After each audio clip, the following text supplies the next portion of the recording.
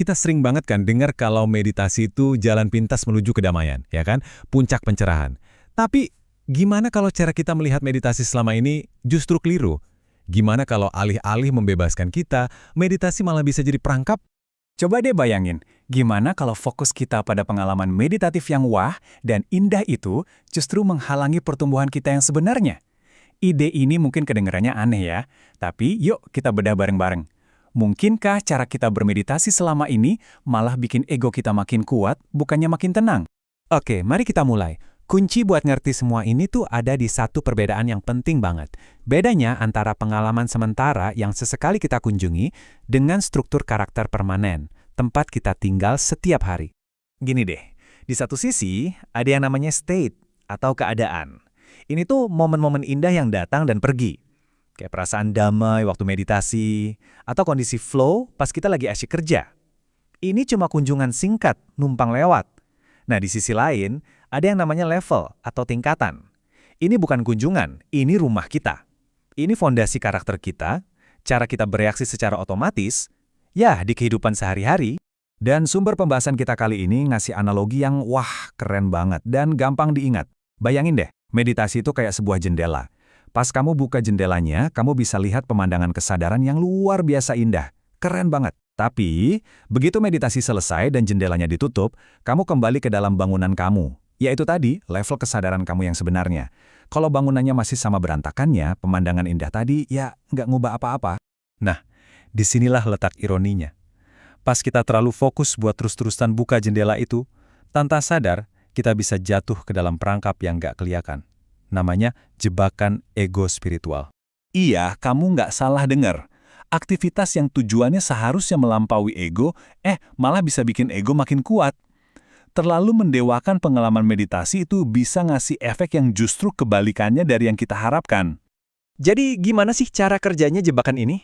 Pertama, seseorang bisa ngerasa, wah gue udah sadar nih, cuma gara-gara pernah ngalamin satu momen damai yang luar biasa. Kedua, mereka salah kaprah.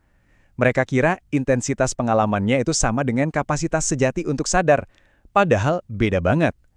Dan yang paling penting, tanpa metakognisi, kemampuan buat ngamatin pikiran kita sendiri dari luar, meditasi itu ya cuma jadi mikir biasa aja, bukan latihan kesadaran. Jadi poin utamanya tuh ini. Tujuan sebenarnya tuh bukan ngejar perasaan-perasaan hebat yang datang dan pergi. Tujuan sebenarnya adalah membangun kapasitas untuk jadi sadar akan semua pengalaman kita, mau itu yang enak atau yang gak enak. Ibaratnya gini, kita jadi layarnya yang tenang, bukan jadi film penuh drama yang lagi diputar di atas layar itu. Oke, jadi kalau ngejar state itu ternyata jebakan. Terus solusinya apa dong? Jawabannya, berhenti jadi turis spiritual dan mulailah jadi arsitek. Kita harus secara sadar membangun struktur internal, arsitektur kesadaran kita sendiri.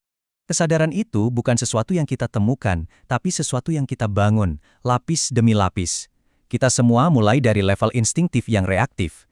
Seiring waktu, kita bisa membangun kapasitas metakognisi, terus ngembangin kehendak sadar buat milih respons kita, dan akhirnya mencapai level kesadaran integral yang stabil. Ini tuh proses konstruksi, bukan perburuan harta karun. Nah, ini dia ujian sesungguhnya.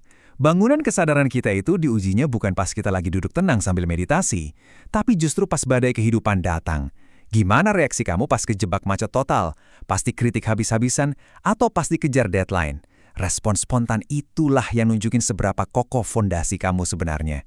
Jadi, apa gunanya ini semua dalam kehidupan sehari-hari? Wah, ini bukan sekedar konsep abstrak loh. Ini benar-benar bisa mengubah cara kita menjalani hidup. Analogi ini ngerangkum semuanya dengan sempurna. Ngejar state itu ibaratnya kamu nyewa kamar hotel mewah selama 1 jam buat lari dari rumahmu yang berantakan. Rasanya emang damai sesaat, tapi pas kamu pulang, ya masalahnya masih ada di sana. Sebaliknya, membangun level itu kayak proses ngerenovasi rumah kamu sendiri. Mungkin butuh waktu, butuh usaha, tapi hasilnya permanen. Kamu menciptakan kedamaian yang bisa kamu tinggali, bukan cuma sekedar kamu kunjungi. Jadi, kenapa sih bangunan ini penting banget?